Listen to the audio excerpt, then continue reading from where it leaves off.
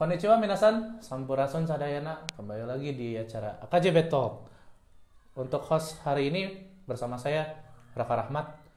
Untuk video kali ini kita akan membahas soal musik Jepangan yang ada di Bandung. Nah, sekarang saya telah mengundang narasumber. Silakan perkenalkan diri. Oke, halo semuanya. Perkenalkan, nama aku Detri dari mana ya? Oke, aku dari band Luminance. Band Luminance, ya, ya. pasti nggak tahu. Ya udah sekian. Ya. Tapi barangkali yang lain ada yang tahu gitu kan, ternyata selain band juga ada. Oh iya, aku lupa. Selain di Luminance, aku dulu di Minions. Terus aku ikutan cover dance juga. Yang asuhannya Naira, Little Naira Project. Oh iya. Ya. Oke lah. Ya, terima kasih telah menyempatkan diri di acara podcast kali ini. Jadi untuk pertanyaannya yang ringan-ringan aja dulu. Jadi Tedetri ini sejak kapan menyukai musik-musik Jepang gitu, dan sukanya kenapa gitu? Oke, sejak kapan ya? Sejak kapan, kalau dibilang sejak kapan sih? Kayaknya sekitar 2016. 2016 ya? Iya, dan kenapanya sebenarnya karena nggak sengaja sih. Jadi ini sebenarnya sejarahnya interest aku di musik ya. Ya. Jadi awalnya itu aku suka pas awal-awal belajar musik ya, sukanya musik rock. Ya. Waktu itu dengerinnya ya biasa pas SMP tuh Kill Me Inside, Ya. terus PW Gaskin? PW Gaskin. PW Gaskin. Terus ya aku tahu lagunya salah satu lagunya Rosemary, tapi udah lupa sih. Rosemary ya? Yaps. Oh, iya. Itu. Nah, terus dari situ habis dari rock situ terus aku nyemplung ke Depa PP kan. Ah iya. Ya, itu pas SMP. Karena ada temen sekelas aku yang main Depa PP, terus akhirnya aku nimbrung tuh ikutan. Nah, pas SMA aku nggak nemu temen yang main Depa PP juga. Akhirnya temen aku nunjukin Sung Ha Jung. Oh iya. Dari Prediksi situ. saya emang bener sih Sung Ha Jung, soalnya dia solois gitar instrumental Ya, gitu kan. jadi awalnya udah tuh selama SMA aku ke fingerstyle. Fingerstyle ya? Ya fingerstyle, terus ngaransemen awalnya sih cover-cover lagunya Sung Ha Jung. Terus ujung-ujungnya ngaransemen lagu sendiri, dan aku itu ngaransemennya lagu luar waktu itu. Oh iya. Sebenarnya spesifik sih, Spesifik ya. enggak lagu yang tren. Aku tuh biasanya ngikutinnya Taylor Swift, Ed Sheeran, Maroon 5. Ah iya. Yang Ya. rada mainstream gitu kan ya. Ya, aku ngikutinnya cuma 3 itu sih yang benar-benar. Sebenarnya yang benar-benar ngikutin cuma Taylor Swift. Taylor Nah, Swift ya. Oke. Ya, pokoknya dari situ fingerstyle, Taylor Swift, terus Ed Sheeran lah. Abis itu pas kuliah, Iya. pindah pas kuliah nih, aku direkrut masuk komunitas di Jepangan di UPI. Iya. Daishiku. Daishiku, ya. hampir nyebut Daiwibu. Nah, terus Iya. Ya. Oh iya, for information juga, saya juga masuk dari Siku juga sih. Ya, di UP juga. Ya. Ya lanjut ya. Terus waktu itu di grup Daishiku Iya. ada senpai yang ada senpai yang nyari nyari anggota band. Ada yang bisa main bass gak? Nah, aku nyobain kan, aku bisa main bass. Nah, dari situlah mulai. Jadi awalnya aku cuma nyoba-nyoba doang kan. Iya. Kalau misalkan karena aku udah lama waktu itu nggak main gitar elektrik itu aku terakhir itu SMP waktu itu tuh. SMP ya. SMA tuh full akustik kan, full fingerstyle. Jadi waktu itu tuh aku bener-bener baru main elektrik lagi dan cuma rhythm, dan aku nggak bisa pakai pick. Waktu itu bener-bener lepas, bener-bener pakai tangan. Oh, bener-bener Mainnya. pakai tangan Iya, ya. main gitar elektrik pakai Karena tangan. keseringan gitu kan. Fingerstyle, iya. Keseringan Aku nggak bisa pakai pick waktu itu. Oh. Ya udah tuh akhirnya aku cobain. Direkrutnya jadi bass, tapi ujung-ujungnya dipindahin ke gitar. Iya. Nah, waktu itu ikut audisi sekali, Japsuk gagal. Terus akhirnya audisi lagi ITB. Udah deh. Jadilah aku suka musik Jepang gara-gara itu, nggak sengaja. Karena nggak sengaja ya. Iya. Oh iya. Karena waktu itu tuh aku sempat udah mau nyerah. Sempat mau nyerah, kayaknya ini bukan aku banget deh, ini musik Jepang. Ya udahlah, taunya ternyata asik, ya udah deh keterusan sampai sekarang. Asik ya. Iya. Terus menemukan ada keunikan tersendiri nggak sih kalau di musik Jepang itu sendiri? Keunikan sendiri, oke. Kalau keunikan sih yang paling yang paling yang paling simple itu dari liriknya, Iya. bukan bahasanya ya. Iya. Oke, tapi kalau bahasa se apa ya, se pengalaman aku Ya. itu lirik lagu bahasa Jepang itu biasanya jarang banget ada pengulangan. Jarang ada pengulangannya. Ya, biasanya kan kalau misalkan musik barat Ya. atau musik Indo itu refnya kan pasti sama aja. Iya. Nah, kalau di musik Jepang itu biasanya beda kan. Iya. Nah, itu yang pertama. Iya. Ya, yang gak usah dijelasin sih sebenarnya. Yang kedua, itu yang paling ketara banget itu susunan chordnya. Susunan chordnya. Ya, susunan chord. Hmm. Jadi ini sebenarnya aku nggak bisa ngebandingin sih karena referensiku kurang. Karena yang tadi aku itu tadinya itu dengerinnya Taylor Swift kan. Kalau misalnya dibandingin sama musik barat yang mainstream, musik barat mainstream itu chordnya biasanya simple banget, atau bahkan ada yang cuma 4 chord satu lagu. Iya. Banyak kan? Viva La Vida sih saya awal pertama kali nyoba gitar sih. Ya kan? Ada cuma 4 kan? Maksudnya Cuma 4 dan 5 di akhir ref. iya kan? Iya. Kayak gitu doang kan?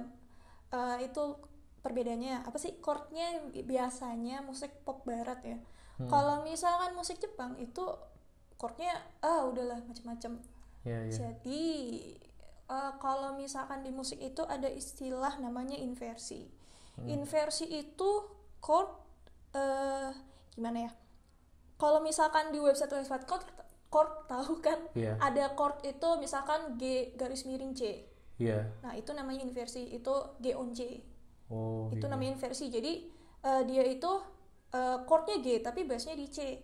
Terus ada A on E atau C on G. Nah, itu namanya inversi.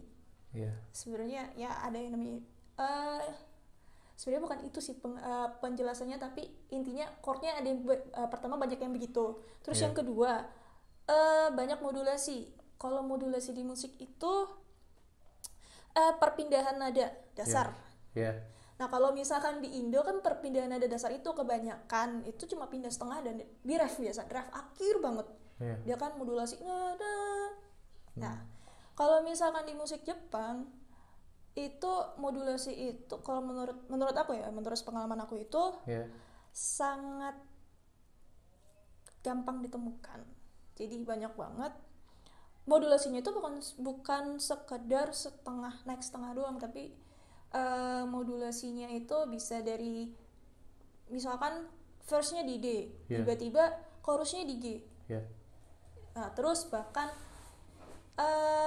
ada loh lagu yang dia sampai 2 kali modulasi, atau berarti 3 nada dasar. Wah. Iya. Kalau nggak 3 atau 4 ya, kayaknya 4 deh. Wah, 4 ya, lumayan banyak juga. Iya, makanya itu keunikannya.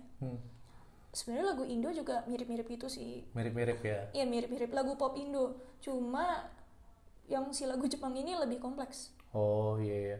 Jadi lagu Indo ini yang pop, dan ini mirip yang sama yang Jepang kan ya. Cuma emang lebih kompleks gitu. Iya, lagu Jepang yang lebih kompleks. Iya, emang lagu Jepang ya. Iya. Ya gitu. Ya, saya juga memang di satu kasus juga tahu kan Ariel Noah gitu, dia kan bukan cover sih, jadi nyanyiin ulang mungkin nanti tapi versi bahasa Jepang gitu. Kenapa dia menyanyikan ulang dengan bahasa Jepang? Soalnya ya dia juga ngadang lagu-lagu Jepang, dan menurut dia lagu-lagu pop Indo ini dia mirip banget sama pop Jepang gitu. Ya bisa kesimpulan hampir mirip lah ya. Gitu. Nah, kemudian next. Oke, jadi kan tadi ini kan di sebuah band gitu, atau di satu grup gitu, sama kayak Overdance atau apalah gitu. Nah, yang tadi juga udah dijelasin juga kan gimana pertama kalinya ikut band gitu, posisi apa juga. Nah, kalau untuk di event sendiri pertama kali manggung di mana? Pertama kali manggung di Jepangan ya? Iya. Di Jepangan itu kalau nggak salah Hotaru 2016. Hotaru 2016. Iya kalau nggak salah. Iya. Sama Minions. Sama Minions. Iya. Oke. Ya, sama Minions di 2016. Nah, dari perspektif Tadetri sendiri, taruhlah kau ke event ya, Iya. sebagai pengunjung dan sebagai performer, itu kalau seandainya melihat atmosfer pengunjung itu, kalau seandainya ada band lagi tampil, itu gimana? Dari sisi penonton lah, maksudnya Tadetri nggak lagi tampil terus ya jadi penonton aja gitu, gimana gitu, atau nggak pas Tadetri-nya lagi tampil, gimana menurut Teteh atmosfer pengunjung yang menikmati lagu-lagu band tersebut? Atmosfernya ya Iya, sebenarnya tergantung performernya. ternyata performernya juga Iya, ya. sebenarnya tergantung. Kalau misalkan dia lagu apa ya, misalkan band itu punya nama, Ya, atau misalkan band itu dia punya visual yang bagus, atau tidak mengcover lagu Iya. yang populer. Iya, Kalau itu pasti terlalu rame. hime-hime. itu pasti rame. Iya, nah Kalau- ramenya itu. Iya, itu pasti rame. Apalagi band aku kan, band aku kan isinya cewek-cewek semua, sengaja sih sebenarnya. Iya, Biar itu, nah itu pasti ada aja yang moshing gitu. mosing ya. Iya, dan atmosfernya tuh wah banget. Wah banget kan. Iya. Iya. Kalau misalkan aku nonton band orang pun, ya sebenarnya aku juga jarang sih sebenarnya nonton band orang tuh. Tapi band yang aku tonton itu biasanya si penontonnya tuh juga pada gitu, pada asik. Gimana ya, menikmati musiknya lah. Dalam musiknya gitu ya, punya Iya. cara tersendiri biar ramai gitu kan ya. Iya. Nah, Teteh ini kan pernah seenggaknya ke gigs atau ke pensi gitu kan, maksudnya di luar Jepangan gitu. Pernah kan? Sebentar. Harusnya sih pernah. Pernah ya? Harusnya Nah, pernah. sekalian ini nanyain, ada perbedaannya nggak sama penonton-penonton di gigs yang biasa gitu? Oh, aku tuh yang bener-bener gigs itu cuma 1 kali, sisanya pensi. Ya, nah pensi gitu lah gak apa-apa, yang Oke. penting acara-acara musik non Jepangan lah. Oke. Kalau misalkan gigs yang bener-bener gigs gitu, yang Iya. bener-bener bisa dinikmati oleh orang luar, Iya. itu sebenarnya balik lagi tergantung Iya. genrenya apa. Ya gitu lah ya. Jadi penonton itu reaksinya gimana itu tergantung genrenya dan tergantung siapa yang nyanyi. Kalau misalkan nih Tulus yang nyanyi, Iya. gak mungkin kan dia moshing. Hmm. Iya. Ya gitulah. Jadi itu perbedaannya dari situ. Ya, saya juga emang sering ke gigs dan pensi gitu kan. Emang kalau pensi itu dia perbedaan itu gimana genre dan tema dari lagu itu. Taruhlah saya ke satu pensi ada Naif gitu. Nah itu isi staff paling depannya itu orang-orang kapelan-kapelan gitu kan, karena emang kebanyakan Naif itu kan lagu-lagu cinta gitu atau apa gitu. Terus tiba-tiba ganti jadi The Sigit. Jadinya setelah intro kemudian lagu tiba-tiba mosing semua gitu. Iya. Ganti audiensnya juga dan muka-mukanya juga beda gitu. Tapi kalau di event di Jepangan tersendiri dia itu ya saya tuh kalau ngebedain itu cuma 2. Kalau nggak itu dia musiknya tempo lambat ataupun musiknya yang tempo tinggi gitulah. Sama idol itu 3 yang bisa saya bedain gitu. Kalau yang biasa taruhlah lagu-lagu yang mellow ballad gitu kan menikmati lah gitu, atau tangannya gini gitu. Kalau idol sudah pasti baik yang chant gitu. Kalau yang rock dan metal ya musing ya kayak tadi gitu. Itu sih yang bisa saya bedain gitu. Nah kemudian kalau untuk tadi itu sendiri sebagai individu atau di grup band gitu, ada prestasi yang telah dicapai belum, atau kalaupun ada apa aja gitu, taruhlah juara 1 di audisi band mana gitu atau barangkali di grup lain gitu. Oh, oke. Dari Minions dulu ya. Ya, Dari Minions. awal. Minions, kalau sama Minions awalnya itu juara 3 Hotaru 2016. Juara 3 Hotaru ya? Iya. Oke. Iya, makanya waktu itu perform sebentar. Terus habis dari Hotaru itu Facebookan Unpad 2016 juara 1. Atau iya 2016. Juara 1 ya? Iya, juara 1. Iya. Terus lolos audisi Sashimi 2017 ini sama Minions juga. Japtar. Jabzuk UPI juara 1 2017. 2017 ya.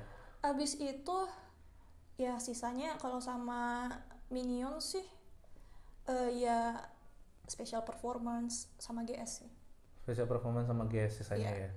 ya. Waktu itu di WJM, STBA 2 kali kalau nggak salah. Mesti 2 kali ya. Ya sama Japzuk Ya. 2018. Itu yang sama Minions. Terus aku waktu itu pas Minions vakum itu aku sempat casting. Iya. Casting itu 2 kali sih juara. Yang pertama individu di Little Nippon Matsuri 2 kalau nggak salah. Terus yang kedua itu di Yamato Damashi 2000 berapa ya? 2018 kalau nggak salah, itu grup tapi. Iya. Itu berdua sama teman aku sih. Oke lah. Terus kalau sama Lumineons itu sebentar. Pertama Iya. Yamada 2000, sekarang 2000 berapa sih? 2021. 2021. Atau enggak 2020 part 2. Oke, 2020 part 2. Oke. Yamada itu 2019 juara 3. Juara 3 ya. Terus Yamada.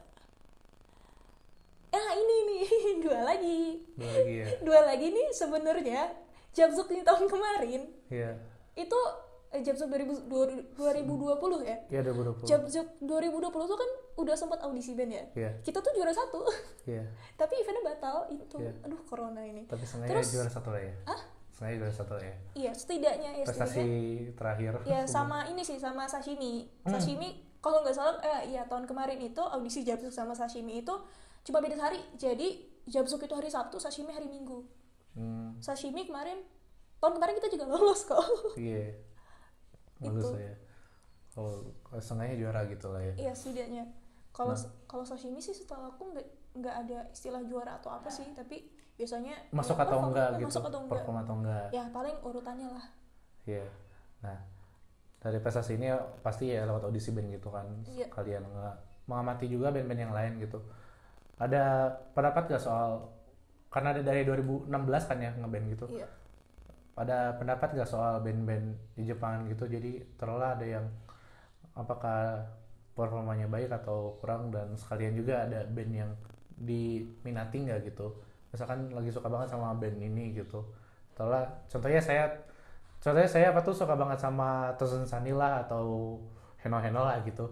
Nah, kalau maksudnya kalau kesukaan ke band dia, kalau saya milih gitu dia di Jepangan.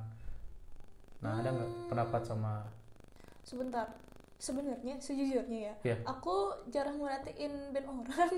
Iya. Itu, tapi Iya. tapi kalau misalkan disuruh milih band Iya. yang mana, ini aku bahasanya yang asik ya. Iya. Selain band sendiri tentunya ya. Iya, enggak, bukan band sendiri sih ini ya. Ini band panutan aku nih. Band aku tuh di bawah gitu, harus gali-gali dulu. Yang pertama itu jelas Heno Heno lah. Heno Itu iya. sih monster. Oh, monster ya. Iya. Itu sih monster. Emang sih. Ya udahlah, Heno Heno sudah tidak usah dipertanyakan lagi ya, karena emang udah wah sekali. Apa ya, benar-benar panutan banget lah itu Heno Heno. Oh, iya. Ya, sama- semangat ya Bang Titan dan kawan-kawan. Iya.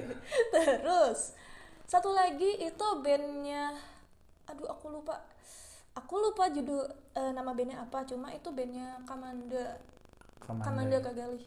Oh, Yang itu loh, mereka tuh bawain Tokyo Jihen. Tokyo Jihen ya. Iya.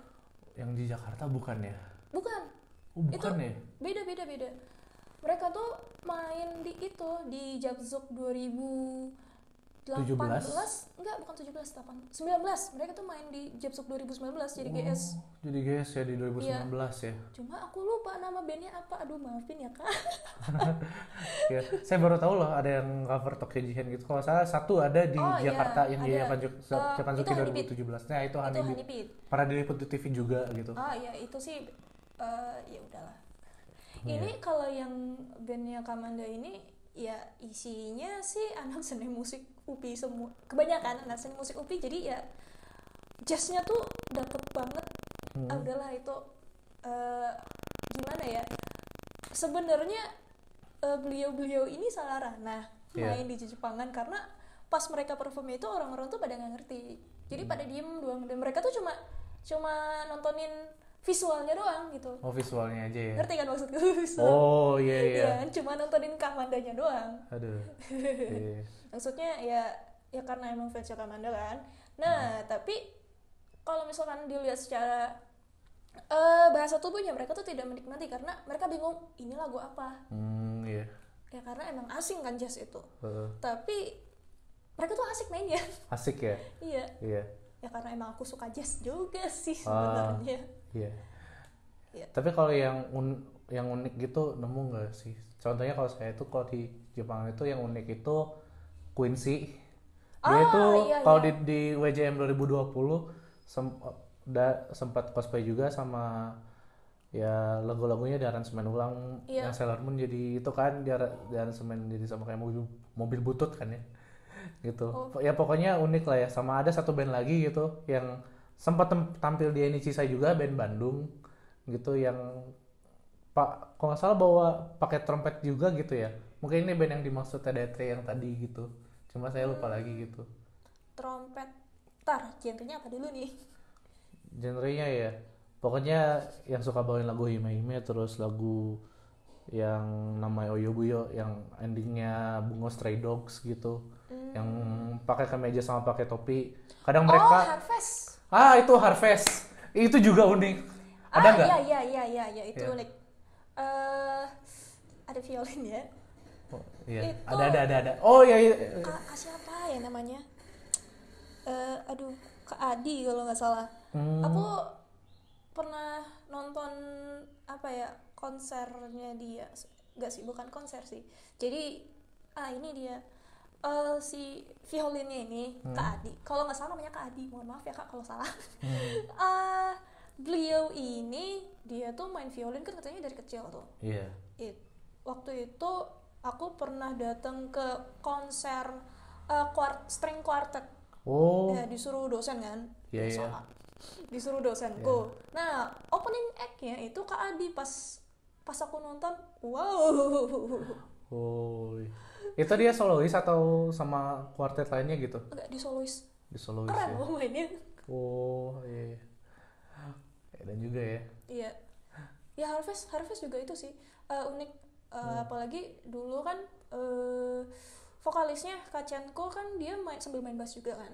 Terus mainnya kidal, aku nggak tahu beliau kidal beneran atau enggak, tapi sepertinya dia ngikutin Mio. Mio. Iya. Oh, Mio yang bass yang kidal gitu ya? Iya. Yang gitu. Oh, iya. Iya. Emang unik sih. Ya kalau nggak salah juga kalau yang kidal juga kalau yang di sektor umum ya kemarin sempat lihat suka itu kan video rekomendasi YouTube gitu yang padi gitu kan Piu. Bukan Piu sih yang pokoknya ada sih vokalisnya itu dia main bass kidal gitu. Ya. Kayaknya memang banyak gitu ya. Gitu. Nah, terus ada masukan nggak buat member-member band atau enggak masukan buat band-band di luar sana gitu ya, masukan gitulah, kritik atau saran gitu ya, Kritik atau saran ya? atau enggak harapannya nanti setelah pandemi berakhir gitu, harapannya. Jadi ya contohnya kayak prediksi kalau seandainya event ini jadinya bisa prediksi band-bandnya yang cara bawanya itu dia ramenya itu gimana gitu ya. Oke. Biar sebenarnya karena aku bukan expert band ya. Aku cuma kebetulan main band aja. Tips yang bisa aku kasih, yang pertama, jangan pernah merendahkan band orang lain. Yeah. Itu jangan pernah. Terus kalau misalkan buat hal-hal teknikal sih aku nggak bisa saranin juga karena experience-ku juga masih ecek-ecek lah. Yeah. Harapan paling apakah ingin beragam bandnya gitu, beragam yang dari segi yang bawa genre atau keunikan gitu, Ikan ya. harapan gitu. Jangan malu buat Bentar ini aku berpikir dulu. Prosesor otakku lemot soalnya. Iya. Jangan malu untuk beda dari yang lain. Oke. Ya, Iya. jangan malu untuk beda dari yang lainnya. Kalau mau dangdutan ya dangdutan aja gitu. Toh juga Iya. aku pernah kok dangdutan di event Jepangan rame. Ceribel ya? Yang Ceribel bukan sih? Enggak, Oh, bukan. bukan. Awalnya dangdutan tuh sama Minions waktu itu di Iya. Japzuk 2018. Oh, iya. Kena bash sih, kayaknya sih kena bash. tapi pas aku lihat penontonnya tuh ya heboh karena dangdutan. Ya kalau mau dangdutan aja gitu. Terus udah sih itu. Iya. Yang tadi masukannya mirip Panji Pragiwaksono sih kalau tahu gitu. Jadi pernah dia di satu stand up comedy ngasih pesan katanya itu sedikit lebih beda, lebih baik daripada sedikit lebih baik. Terus diulang juga sama Chandra Leo di satu seminar gitu. Iya. Iya. Ya, itulah yang bikin Iya. bandku setidaknya ada yang tahu lah. Iya. Ya karena isinya udah cewek semua begitu. Iya. Nggak sengaja aneh isinya. Iya. Kemudian untuk menutup podcast ini ada satu lagi. Jadi saya udah kenalin TD3, apa itu AKJB dan sebagainya macamnya. Ini juga podcastnya AKJB. Ada pesan nggak buat AKJB sendiri gitu? Iya. Karena AKJB juga salah satu sektornya juga merangkul musik juga, band juga gitu. Simple sih. Iya. Kan gini ya, ini aku basa-basi aja ya. Iya. No problem. Kan sekarang pandemi. Yap. Ini pasti tahu nih apa arahnya. Iya. Kan sekarang pandemi. Iya. Terus kayaknya yang friend list di FB ku yang musisi-musisi Jepangan tuh pada ngeluh kangen manggung. Nah, Oh iya. Kayak ya, maksudnya online. event online gitu ya. Jadi wadah buat event online ya. iya itu sih. Iya. Kalau misalnya dari aku Iya. pribadi. Kayaknya di BCA streaming event online bisa kali ya. Pasekjen onegaishimasu. Oke, terima kasih telah datang di podcast hari ini. Ya, makasih juga untuk masukannya. Ya, dan para penonton juga terima kasih telah menonton video ini sampai akhir acara. Kalau seandainya kalian ingin berpendapat juga dan ingin ngomong soal band-band Jepangan, apalagi kalian yang nonton di luar kota atau bahkan di luar negeri, kalau seandainya ada sektor Jepangan juga gitu, bisa komen di bawah. Jangan lupa like juga. Dan kalau seandainya kalian suka banget sama video ini dan pengen teman-teman kalian tahu, share ke semua tongkrongan kalian. Itu kayak channel sebelah gitu. Ya gitu. Circle ya kalau di Jepang ya. Ya, bawa video ini ke circle-circle kalian. Video AKJB telah terbit lagi. Oke, ya kita tutup aja. Terima kasih telah menonton. Sampai bertemu di video AKJB Talk berikutnya. Bye.